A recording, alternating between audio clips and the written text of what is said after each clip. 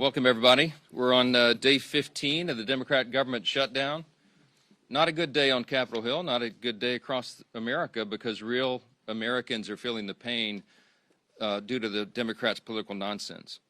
And we want to specifically focus this morning on one area that's gotten a lot of attention and one segment of the population that truly deserves better treatment than the Democrats are giving them, and that is our military.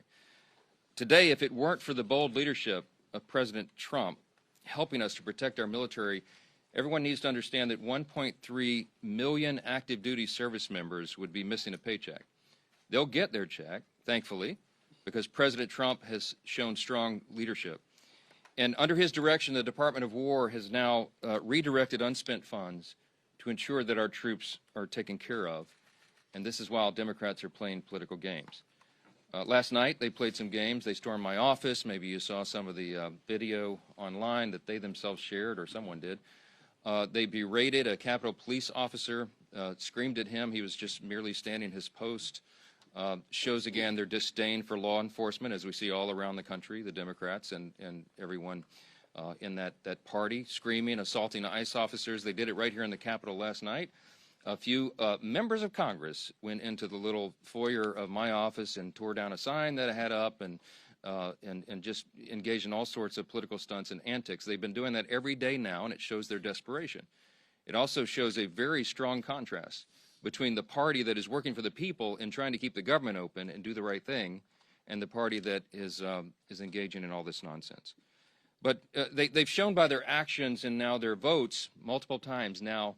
9 times the Democrats have voted, counting the House and the Senate Democrats, they have voted to not pay the troops. They have voted to block their paychecks. And it's very serious stuff, and they don't seem to care at all. The problem we have right now is that in spite of President Trump's heroic efforts to make sure they get paid, that is a temporary fix because the executive branch's help is not permanent.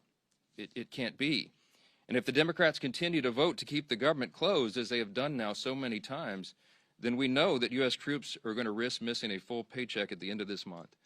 And that means service members on deployment who've left their young families back home, relying upon these checks. It means service members who are thousands of miles away from home. It means service members trying to make their rent and those who have ailing relatives that need to be taken care of.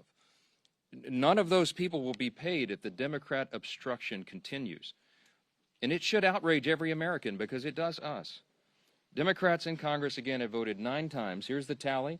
Every single time the Republicans have voted to pay the troops, and by the way, all other federal employees, federal workers, and the Democrats have voted over and over to stop it. And the depressing irony of this, on this particular subject, among all others, is that the most pro-shutdown Democrats actually represent the most active duty service members back home, whom they have taken hostage in this insidious political game. And I want to give you a couple of examples, and this is the actual statistic of the 10 states with the largest military populations. 6 are represented each by 2 Democrats in the Senate who are withholding the paychecks. Here's the list. In California, it's home to 157,000 active duty personnel, the most in the country. Those stationed at Fort Hunter Liggett and Camp Pendleton and Edwards Air Force Base and Vandenberg Space Force Base and others will all miss a paycheck at the end of the month if Democrat obstruction continues. Now, this is worthy of note. Both California senators, Adam Schiff and Alex Padilla, are gleeful about this government shutdown. They agree with Chuck Schumer when he said very candidly just a few days ago, every day of the shutdown gets better for us. Who is the us? He's talking about Democrats. He thinks this is assisting their party and giving him political cover so he doesn't attract a Marxist challenger in his next Senate reelect. That's what this is about. So he thinks the government shutdown is allowing him to show a fight against President Trump and Republicans, and he is happy about that. And so are Adam Schiff and Alex Padilla, while service members are going without paychecks. Virginia. Virginia is home to 119,000 active duty personnel. It is the second most in the country. Those stationed at Naval Station Norfolk, Quantico, and Fort A.P. Hill, and others will miss paychecks at the end of this month if this is not resolved. Both Virginia senators, Tim Kaine and Mark Warner, are playing political games with the paychecks of 119,000 service members. Georgia, Georgia's home to 65,000 active duty personnel. It's the 6th most in the country.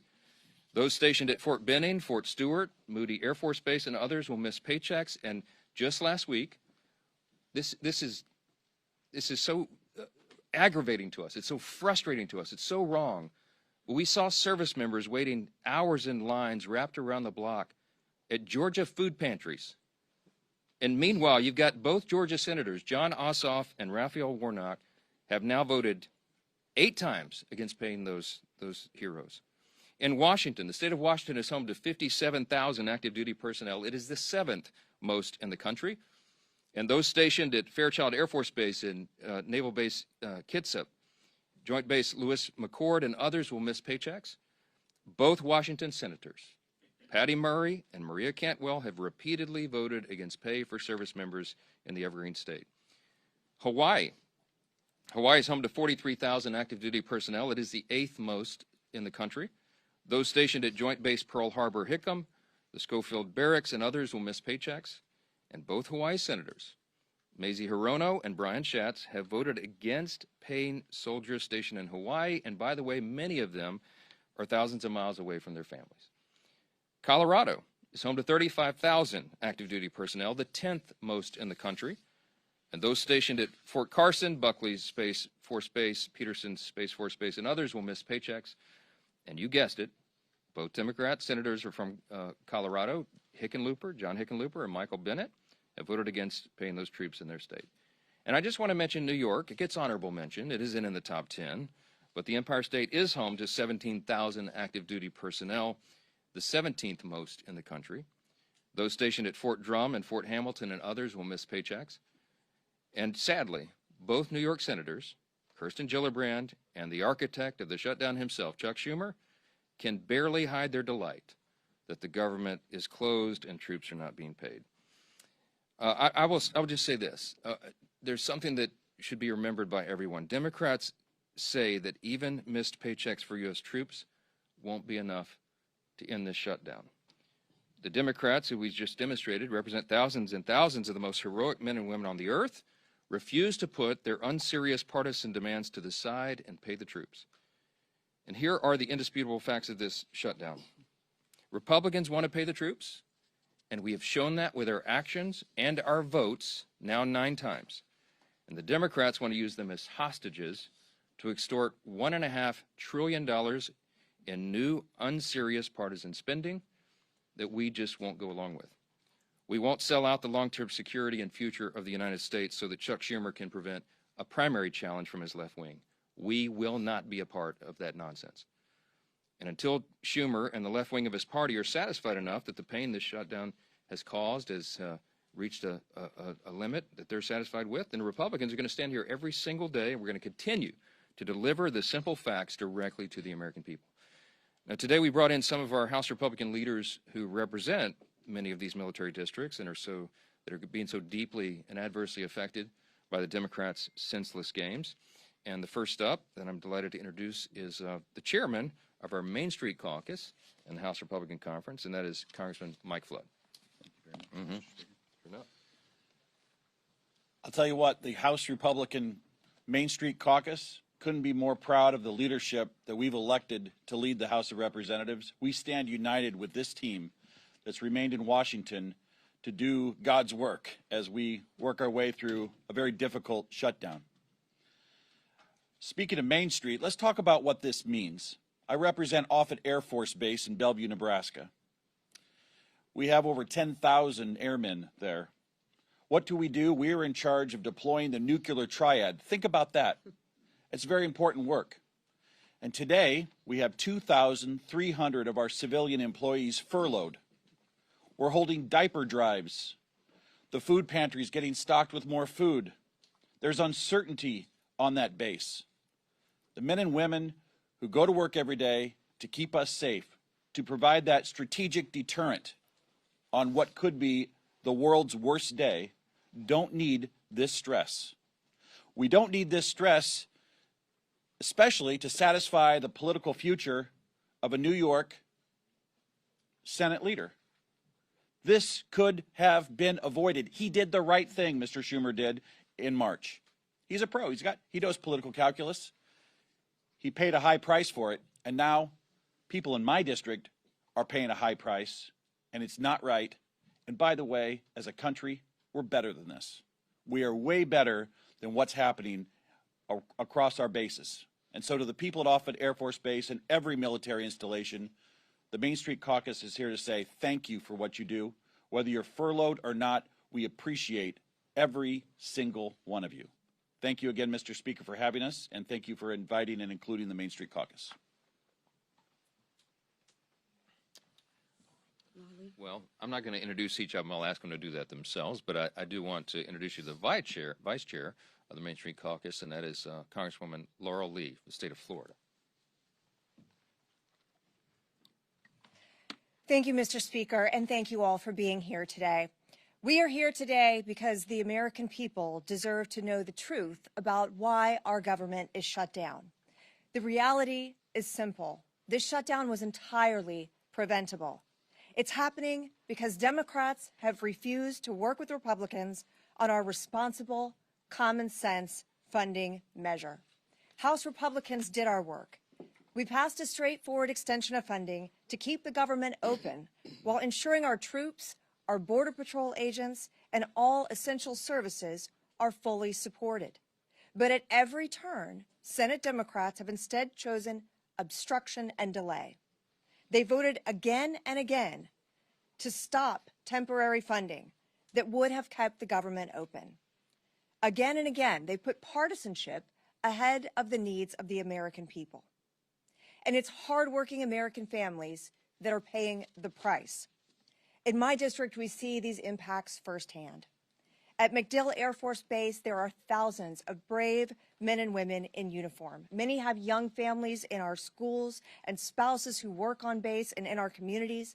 In addition, some of our very best neighbors work as civilian technicians and managers at MacDill and keep critical services, not just for our community, but for our country operating. These are the people who will feel the strain of this shutdown and Washington's dysfunction the most. The service members, the civilian workforce who serves alongside them, and the federal workers and their families. They are now left to worry about their bills, about groceries, about paychecks, all because of political games by Senate Democrats. They deserve better than this. They deserve leadership that puts our country ahead of politics. House Republicans have already voted to ensure our service members receive their pay, and we will not allow America's heroes to suffer because of this political brinksmanship. Thanks to President Trump's leadership, the Pentagon identified funding to make sure that our troops are paid this month, even in the face of this needless shutdown. This is not about politics. It is about priorities. Our priority is the American people. We want to secure our border, to strengthen our military, to restore fiscal sanity to Washington, and ensure that every taxpayer dollar is spent wisely. Senate Democrats have made their priorities clear. They're more interested in protecting wasteful spending and expanding benefits for illegal immigrants than they are in protecting our service members and our hardworking American families. That is unacceptable.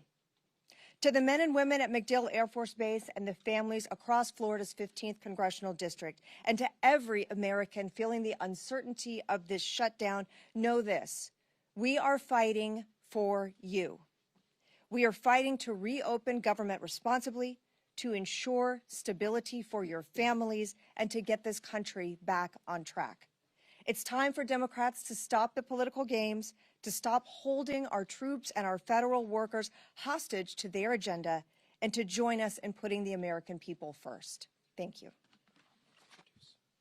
And now we have our colleague, Representative LaLota. Good morning, everybody. Fully funding our military is the most important thing our Congress can do. And 15 days into this shutdown, it's time for Chuck Schumer to do what's right and show a fraction of the courage and selflessness our troops display every day. Before I came to Congress, I was a Navy man. I deployed overseas 3 times alongside some of the most selfless and brave Americans our nation has to offer. These men and women serve their nation in hot engine rooms overseas, on dangerous aircraft carrier decks conducting night flight operations, and on island chains ensuring they didn't become a safe haven for terrorists. The sailors I served with risked everything, time away from home, injury to themselves, and even their own lives in defense of our great nation. And I think that kind of courage demands some sort of selflessness as well from our nation's leaders, too. Thankfully, President Trump showed the boldness and decisiveness to ensure that our troops got paid, and they didn't miss today's paycheck. That's welcome news for our families who serve our great country, who frankly we don't pay enough as it is. But troop pay is just one piece of the puzzle. A prolonged government shutdown endangers America's national security, halting contracts, furloughing half of the Defense Department's civilian workforce, and disrupting intelligence and operations. It weakens our ability to compete with China, Russia, North Korea, and our other adversaries. It delays training, it delays deployments and housing support, and reduces overall readiness. Like Chuck Schumer, I'm a New Yorker, and I'll say this plainly. The next generation of New York Democrats are socialists, like AOC and Zohran Mamdani, and they're dragging their party towards socialism. They want open borders, they want taxpayer-funded health care for illegal immigrants, and they want government-run grocery stores. Just look at the race right now for New York City mayor. Now, I know that socialism doesn't come naturally to Chuck Schumer. It was said before that just back in March, he supported the same clean CR that we're asking him to support today. Back in March, he had a backbone, Chuck Schumer. He stood up to his party's radical base and said he would put the nation before his own political interests. And he took a lot of flack for doing so. And that's why he's changed his course. But we're here today to call on him to do better and to put the country before his own political job.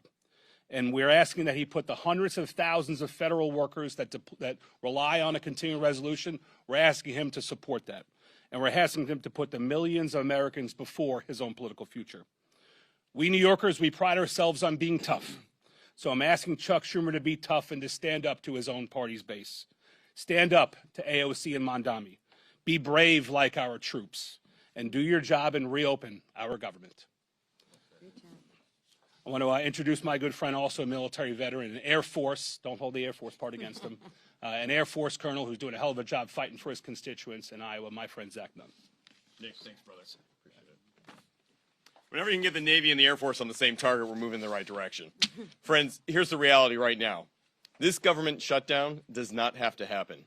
We have a reality before us where 1.5 million troops, both those active duty and those in the Guard and Reserve, are on pins and needles where they're going to be able to feed their family marching forward. I am so proud to be standing with fellow patriots up here, many of them who have served.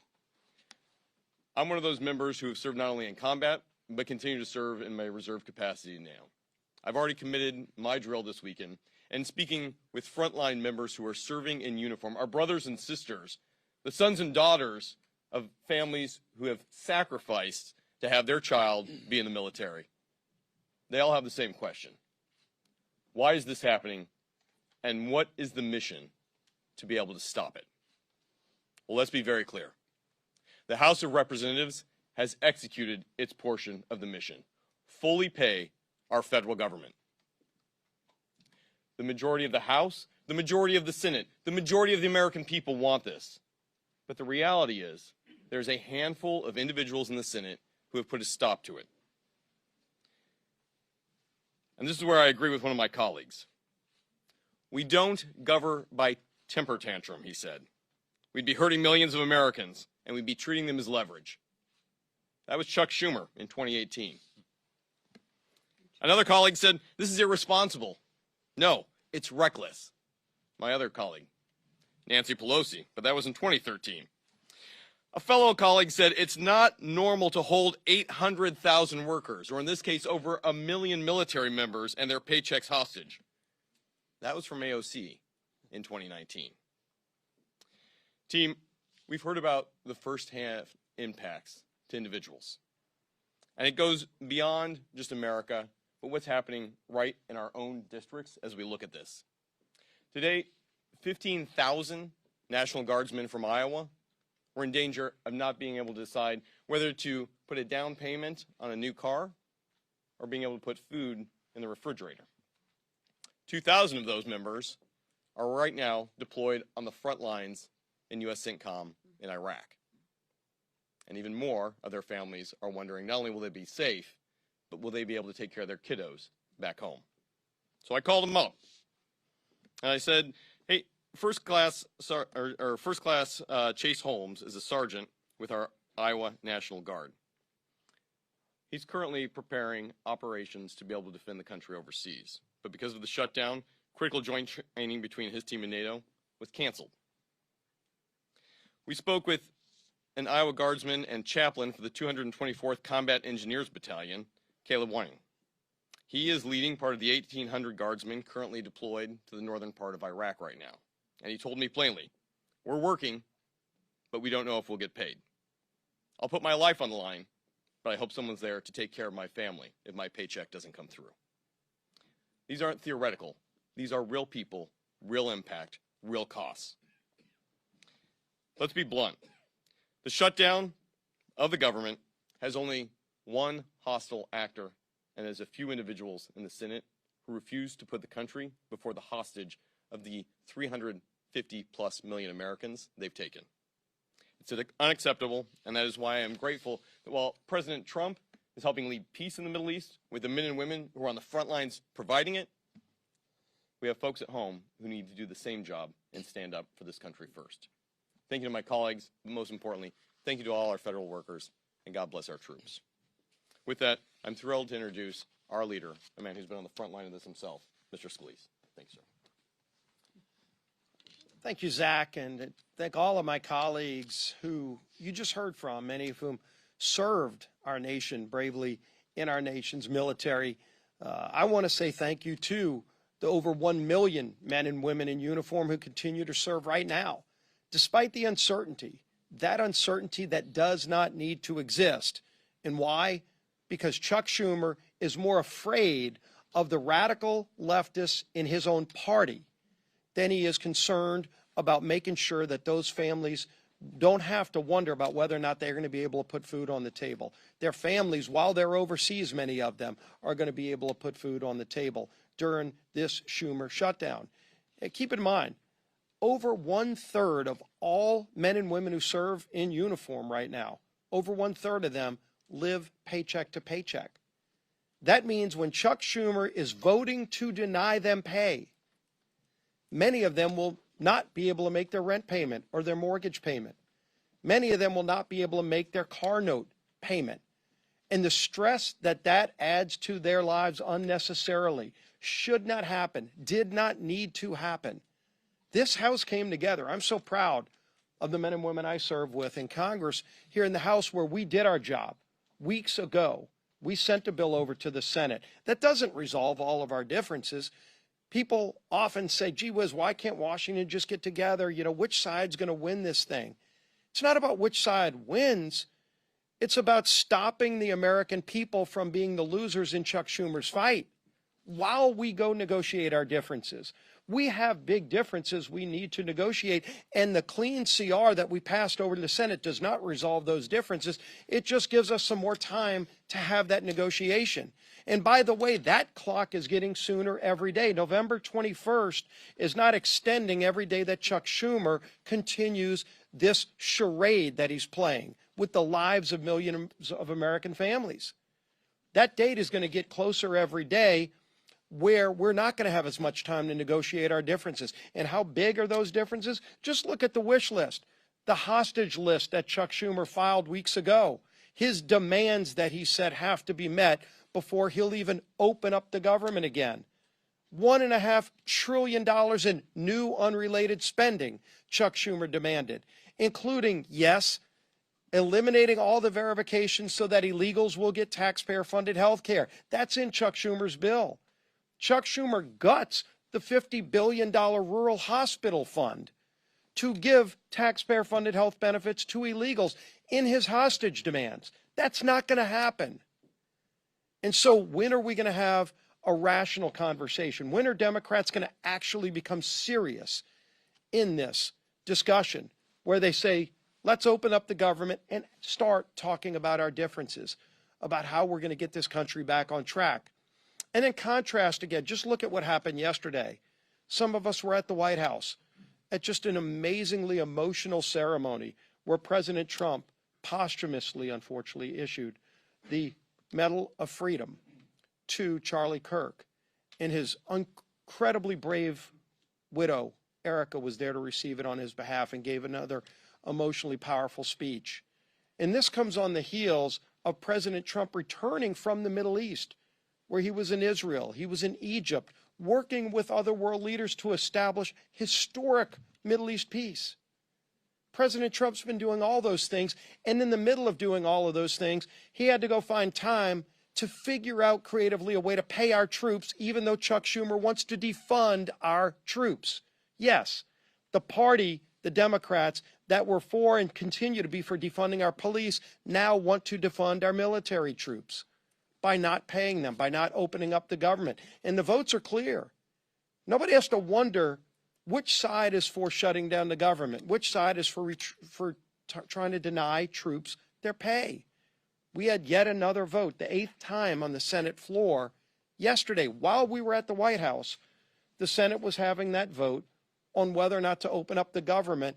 And you saw Democrats continued, led by Chuck Schumer, to shut down the government and deny troop pay. It's embarrassing. It's not just unserious. It's having devastating consequences on millions of Americans around this country, and it doesn't need to happen. We shouldn't have to wait until the Hate America rally this weekend or whatever it is that's driving Chuck Schumer to keep this going on, this damage that's being inflicted, so that he thinks it's going good for him while it causes damage, real harm to millions of American families, including our service men and women who are so bravely risking their lives for these great freedoms that we enjoy. We're going to continue to fight for freedom. We're going to continue fighting to open this government and do our jobs. And the whip of our conference is my friend, Tom Emmer.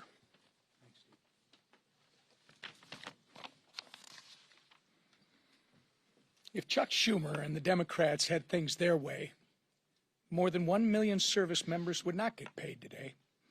Thankfully, our commander-in-chief stepped up where the Democrats have refused by reallocating funds to ensure our troops receive their hard-earned paychecks today. Thanks to President Trump, military families across the country will have the resources they need to continue making ends meet just a little bit longer. Yet, what has been the Democrats' response? Representative Madeleine Dean told CNN yesterday, quote, "This is not the way to run a government," close quote. Making sure our troops get paid is not the way to run a government? You know what is actually not the way to run a government, Representative Dean?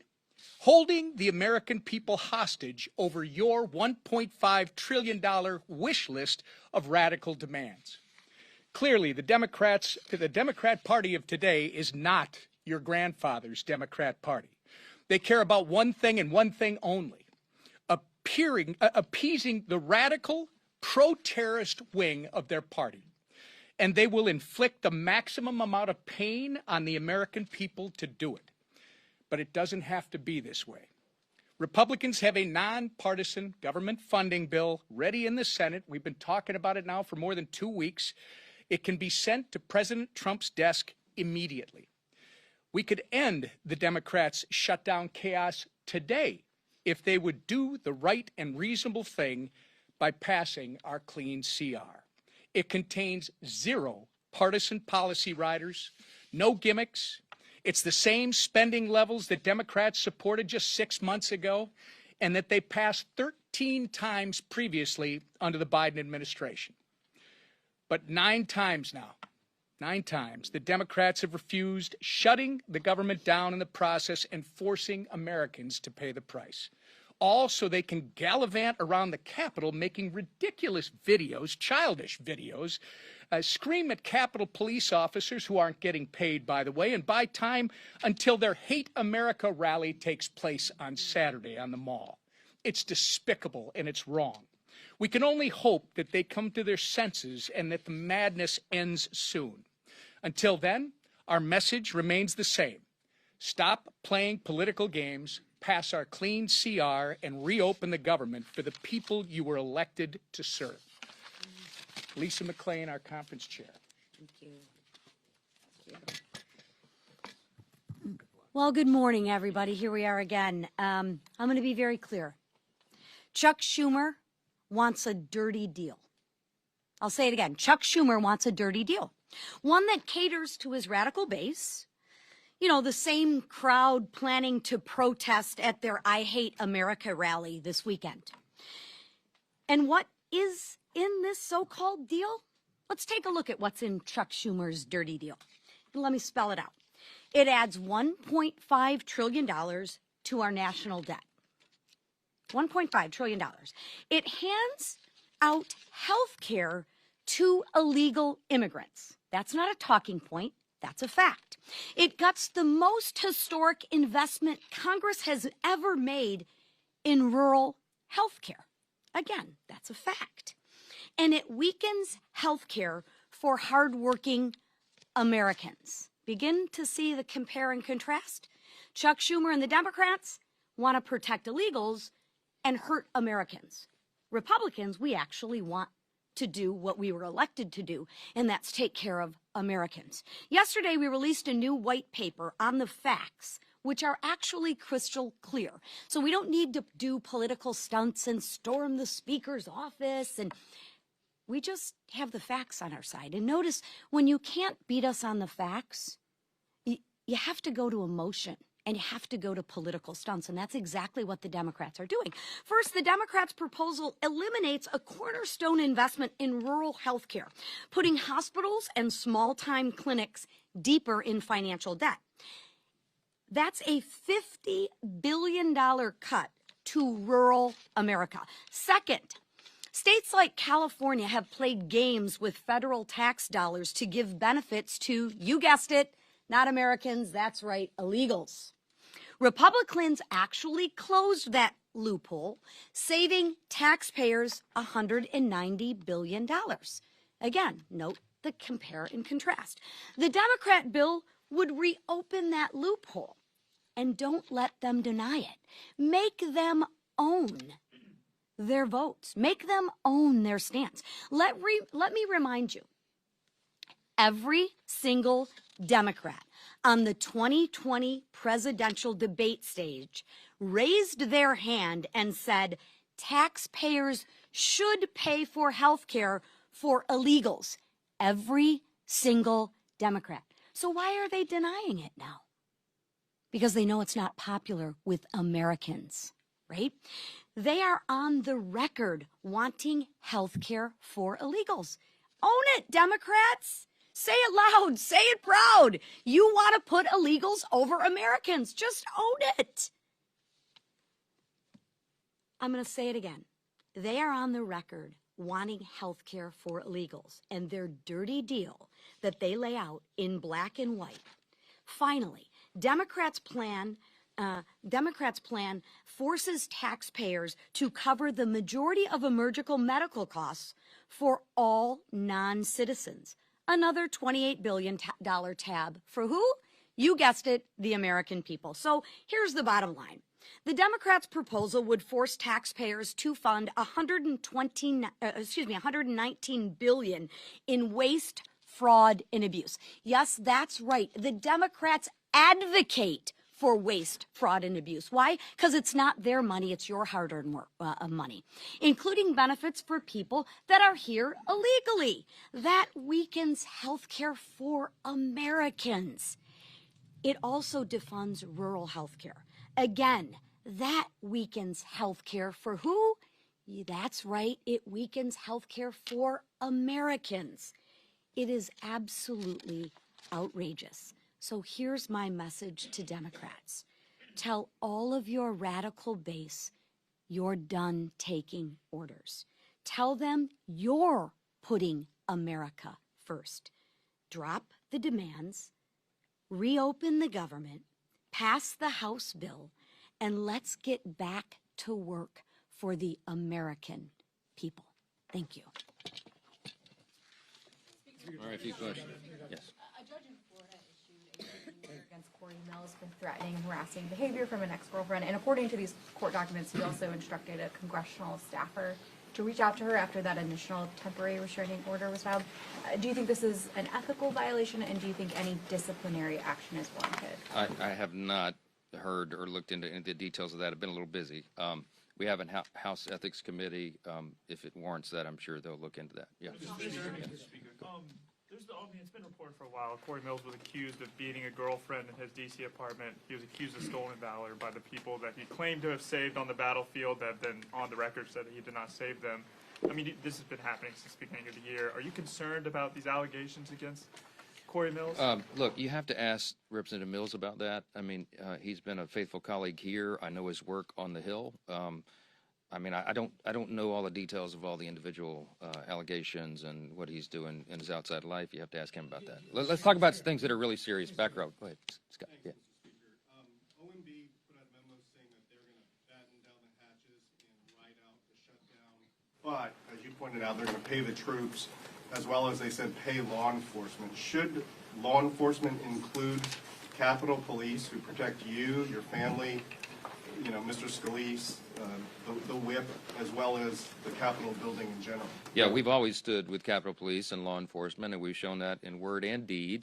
And I can tell you that I was with the president for a couple of hours in the Oval Office last night. I spoke with Russ Vought in the Rose Garden before the Charlie Kirk service. They are, what's the right word, forlorn about this. No one on the Republican side is taking any pleasure in this scenario. Yes, we're always for reducing the size and scope of the government and all of that, but this is not the way to go about it. We don't shut the government down, turn off the funding streams, and then require all these cuts like this. So what they're doing is they're having to triage federal spending, as you know, because anybody, as we've said, any person who's in the White House, regardless of party, and their director of OMB, is given this unfortunate reluctant task. They have to figure out and triage what are the most essential services personnel policies and what are not. They're going to look at that through a partisan lens, but when they look through it through that lens, I mean, we're looking at it right now as conservative Republicans, the White House, that's who serves in the White House right now. If Joe Biden or Kamala Harris or a Democrat were there, they would look at it with a totally different set of lenses. But I can tell you that when we look at that, we prioritize troops and law enforcement, absolutely. So if there is a mechanism to do that, they will find it, and they will fund it. The reason, the way they were able to get the troops paid for this paycheck, and as I said, this is not an enduring solution because we will run out of the funds, but there were some unspent funds in effectively R&D accounts in defense. They moved that over to prioritize payment of those who are putting their lives on the line today and who have families in serious situations. That money will be replaced, as has been explained by the White House, after the funding gets going again. If we can find a similar mechanism to take care of Capitol Police, of course they'll do that, but that's in a separate branch, so the different determination. Yes, sir. Speaker, this is day 15 of the shutdown, though, and Leader Scalise just kind of addressed this, that the 7-week bill that you guys passed before, you guys have already lost 2 weeks of that. Is there a point in the future where you decide to put either another clean continuing resolution on the floor, like in the next couple of weeks, or why not just put some of your appropriation bills that have passed out of committee on the floor during the shutdown? Our appropriators have been hard at work, even during the shutdown. They had, remember in the House, we passed all 12 separate appropriations bills through committee, 3 off the floors. There's 9 left. They've been working to put those together and prepare them for action. And whether or not they're all collected here in D.C. or they're working individually at home as a group, you know, we have lots of means of communication right now. So the appropriators are working not just among colleagues in the chamber, but chamber to chamber. So it's a bipartisan discussion that's been going on. As I mentioned several days back, I even spoke myself with Patty Murray, who's the lead on appropriations in the Senate, Democrat side. So that work has been going on. With regard to the timeline of the CR, it would do us no good to pass yet another CR out of the House because it will meet the same fate. Chuck Schumer and the Senate Democrats want to close the government down. They are gleeful about this. They are happy that troops are suffering all this pain, apparently, because they've just voted now 9 times collectively. Democrats in Congress have voted 9 times to block the pay of troops and Capitol Police and all the federal employees and by extension all the civilian contractors and everybody else. So we would just be going through an exercise in political futility to pass another CR. It is ironic that the 7 weeks The 7 weeks on the clean CR that we passed September 19th was a date that was determined by Republicans and Democrats in the House. The appropriators determined together that that should be the length of the CR, and they stipulated together that it should be clean. The Democrats at the time said, please don't put any Republican priorities on that so that we can all do this in good faith. And we didn't. We put a clean CR, and still they voted no. Why? Because their leadership, Hakeem Jeffries and Chuck Schumer, told them they had to. So I think appropriators want to get back to work. I know every House Republican does, but we've got to get the lights turned back on, and Chuck Schumer and the Democrats need to vote to do that so we can get back to regular legislative sessions. Yes, ma'am. Last question. Thank you. Just to follow up, though. So the Senate is actually trying to advance some appropriations bills. Are you saying that if your appropriators get some bills ready for the floor, you'll bring them back, bring the chamber back, even if the CR isn't passed? Leader Thune is trying to advance the defense approach bill today. We'll see how that turns out. My suspicion is the Democrats are going to play their same political games and stop that cold. I hope I'm surprised by that. But we'll see.